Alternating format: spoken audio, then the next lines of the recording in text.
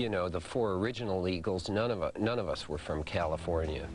Don was from Texas, and Bernie was from Florida, Meisner was from Nebraska, and I was from Detroit. So maybe this mythical place, you know, was mythical to us as well, you know, and so maybe we were able to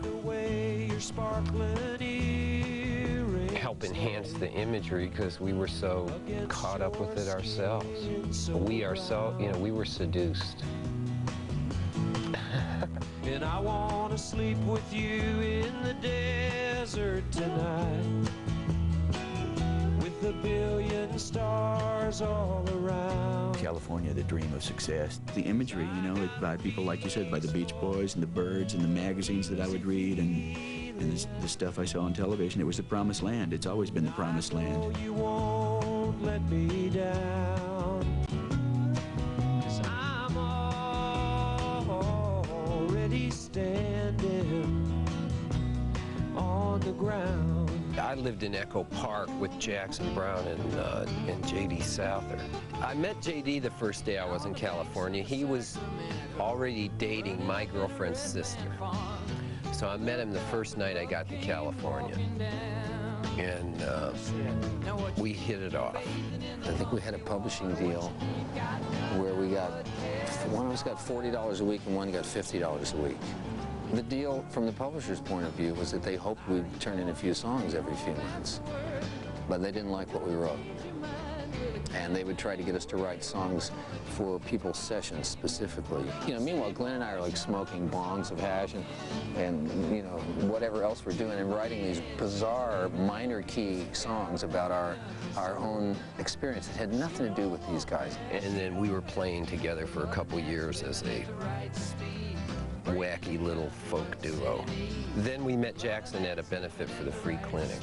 Yeah, the house on Laguna was a place we all lived for a period of time. I lived in one of the upstairs apartments, and then Glenn moved in next door, and then I got rid of the upstairs apartment because I could pay, instead of $70 a month, I could pay $30, so I moved down into this sort of basement below them. And we became pretty good friends quickly, you know, because they were up all night singing, you know. It was either like, you know, grit your teeth or go up there and sing with them, you know, so. Dead run, ain't no stopping till I make the borderline. But I used to hitchhike from Echo Park to the Troubadour, you know, 3 or 4 nights a week. And I always managed to get a ride home. He was a great hitchhiker. I don't know why. I don't know how he had this fringe jacket, this leather fringe jacket, and real long hair, and he could stick up a thumb and somebody would hit the brakes. Just worked every time.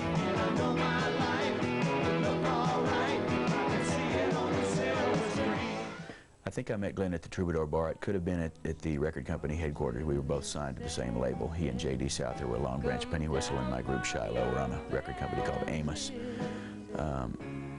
Glenn did come up to me one night in the Troubadour Bar and say, look, my group's breaking up, and I think yours is too. Would you like to go on the road with Linda Ronstadt and make $200 a week? And I said, sure, sounds good to me. You better let somebody love you. Somebody love you. We talked about drummers, and Henley's name came up, and the fact that he could sing, you know, which would be good, because Linda did a lot of songs with harmony, and we got him to be the drummer, and we started rehearsing, and we went on the road. About a week into that 3-week tour with Linda, Don and I sort of hatched the plot to have our own band, which eventually became the Eagles.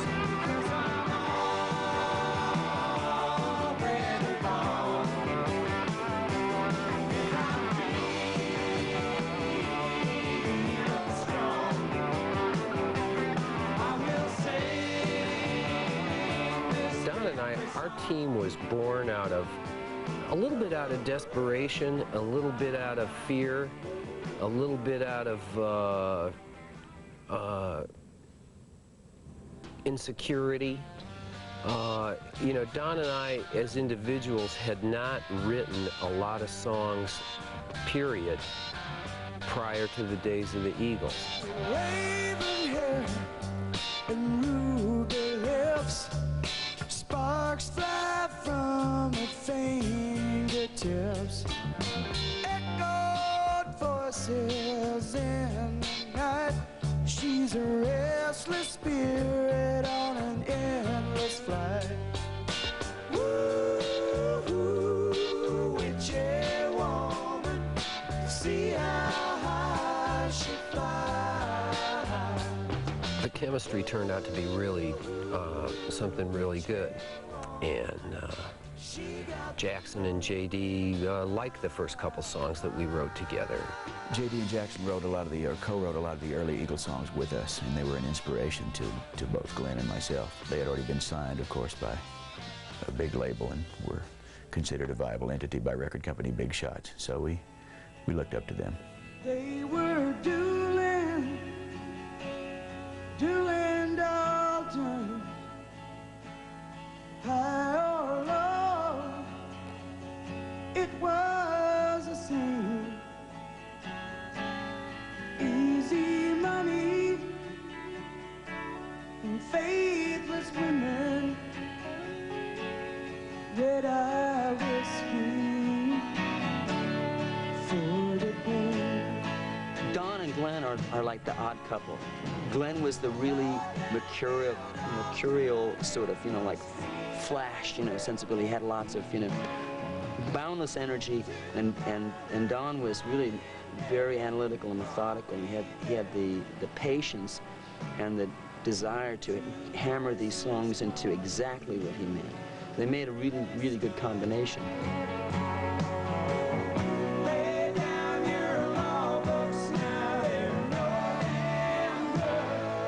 Working with those two guys, writing with those guys, had all the great elements of collaboration. It was very protracted. We were slow, as slow as molasses writing together.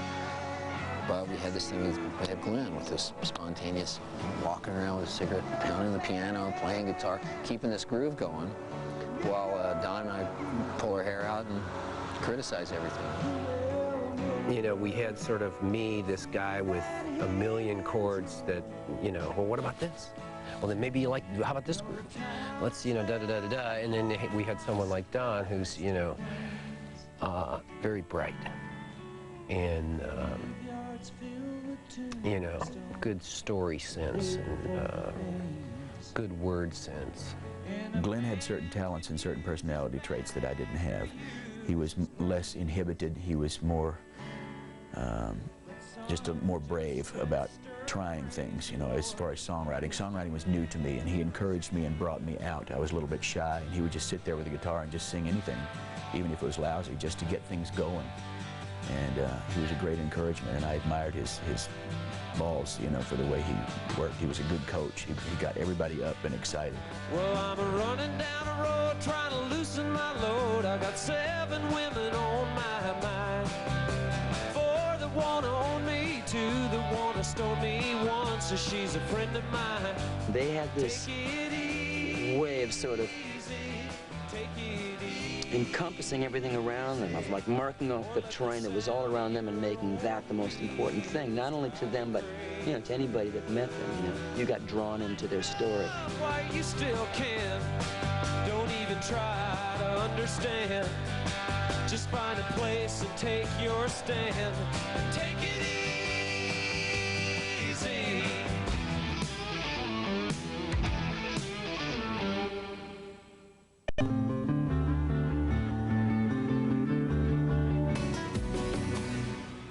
I just think we sort of grew up, I mean, it's the songs we wrote and sang when we were 23 and 24, 25. They have a certain optimism, maybe a certain naivete about them, and then I think as we grew more experienced and more confident, then we felt that maybe we could write about other things. The one thing that's constant about all those songs and all those records, I think, is that we try to tell the truth about whatever our vision of things was, however small or however large you think our vision may have been, or their vision in the case of the whole band. So the fact that things got darker, to me, only says one thing. We were growing up and getting older and finding out that power and money didn't solve problems, it just changed the face of them. On the dark desert highway, cool wind in my hair,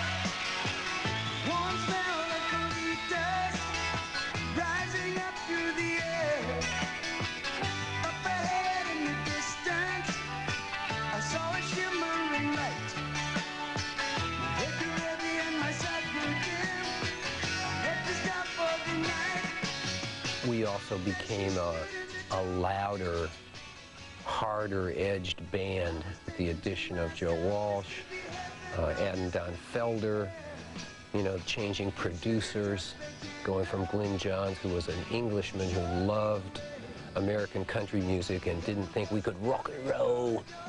The Faces cannot, you guys. Welcome to the Hotel California. Such a lovely place, such a lovely place, such a lovely place. But I saw through the Eagles and as far as their acoustic cowboy, LA cowboydom, and saw rockers dying and screaming to get out. And I think I helped them. Her mind is Tiffany twisted. She got the Mercedes-Benz. They asked me questions like, how many mics do you put on the drums? And when I said, well, 7 or 8 or 9, they went, yeah, that's good, that's good.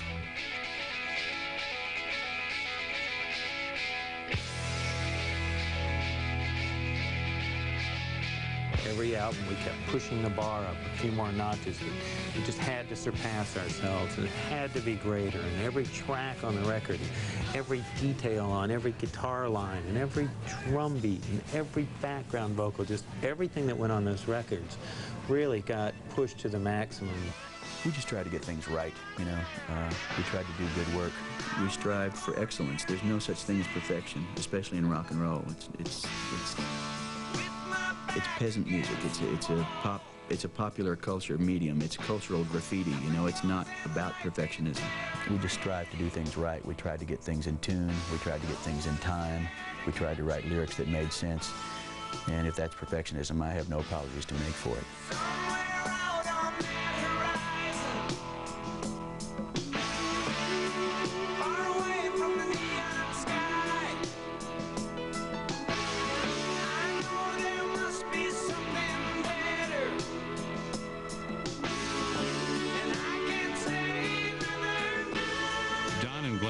Were the chief nitpickers, and they would just not leave something alone until they were 100% satisfied with it. And sometimes that would take 2-3 days for whatever it is that we're working on, a verse or a chorus or a guitar part or whatever it was. And then a week later, we'd hit the record button and do it all over again. 2 or 3 times maybe.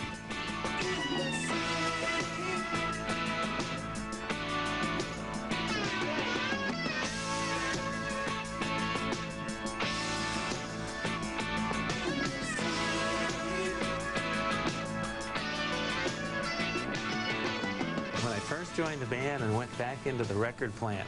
I thought I'd joined a band that had just broken up because everybody was yelling and screaming and I just realized that that's the way the band worked.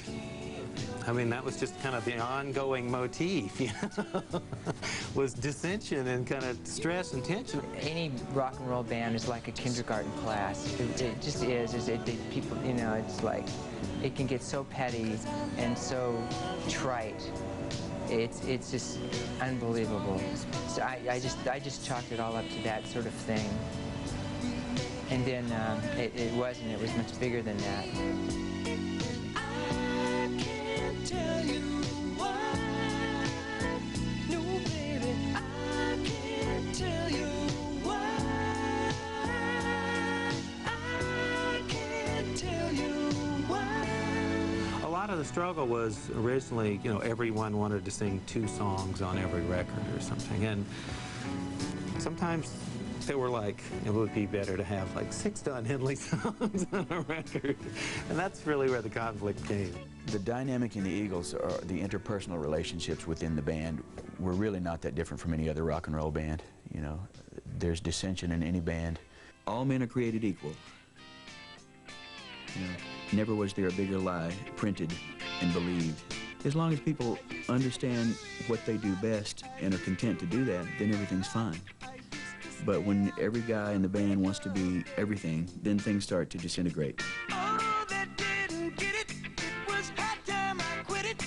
I just couldn't carry on that way. We had done a lot in the confines of a 5-piece band. But, you know, I think musically it was probably time for us to get away from each other and you know, play with some other people. In my opinion, people in a rock and roll group or in any group should be content with and proud of their particular gift. Everybody in this group has a particular gift. Everybody's really good at something. Everybody can't do everything. And, you know, egos start getting in the way, and therein lies the problem. And that's where we had trouble. But we still managed to get through 8.5 years of thrashing about and disagreeing. We still managed to create out of that, and I think that's really the important thing. Well, actually, I think when it was over was when the live album came out, and on the label, it was a bird's nest with hand grenades. We're often, you know, portrayed as a serious band. Now, that doesn't mean that we're not just twisted and have the weird sense of humor. And I think for a band that's broken up to put hand grenades in a bird's nest on the label of the LP, I think that's, you know, that's pretty funny.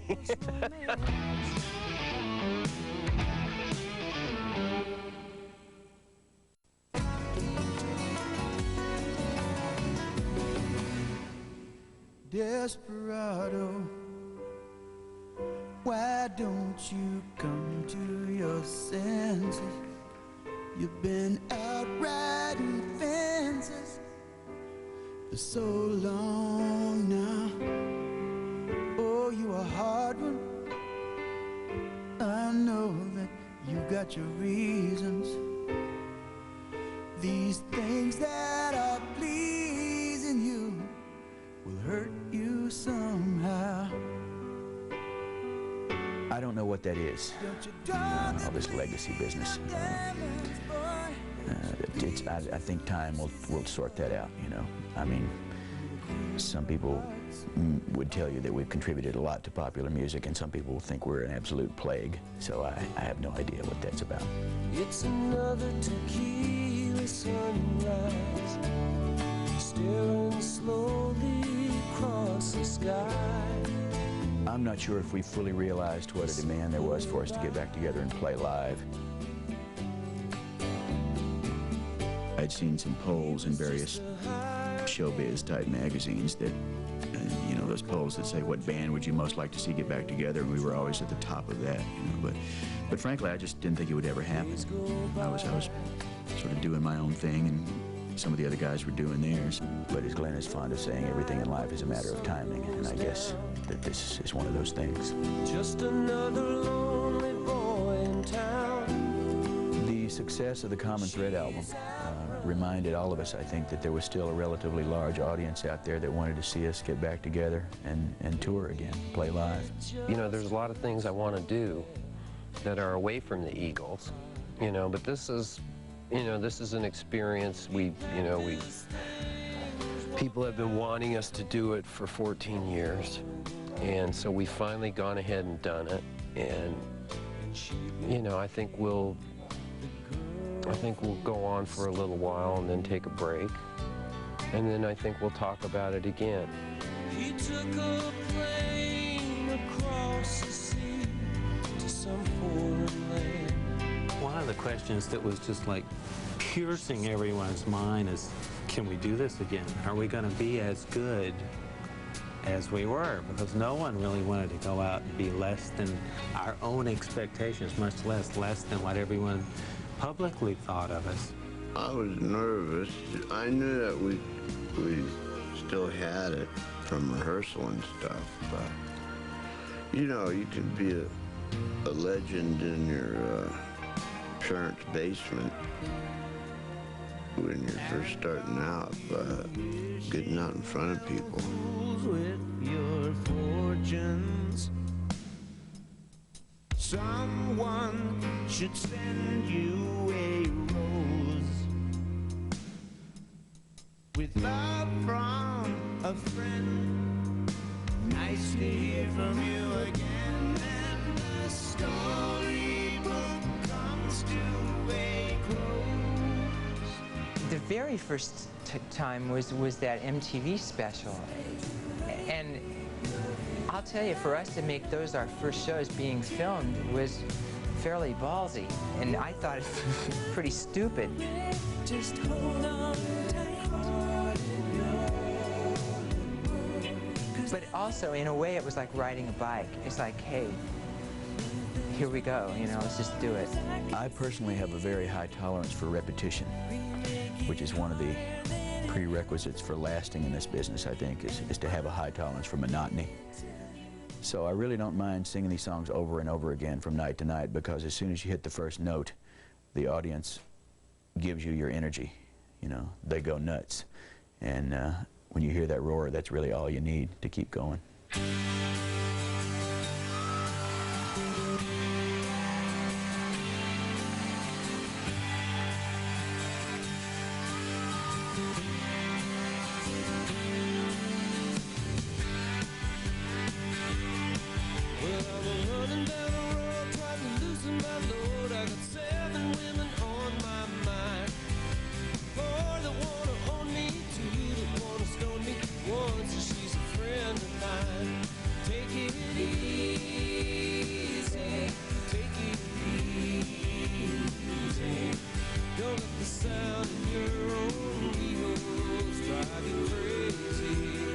When I was writing with Don, the day we wrote Get Over It, we got really excited.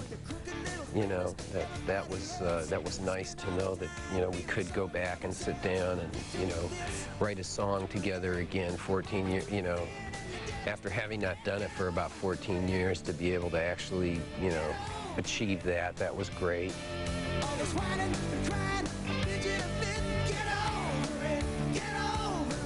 I think time really does sort out the men from the boys, you know. It's the test. The fact that we've been away from all this for 14 years, I think, speaks highly for the music. In the end, it's not really your image or what kind of shirt you wore or how long your hair is or how much money you made that people will remember. I think it all comes down to the work. And I think the work is what will outlive all of us and our critics.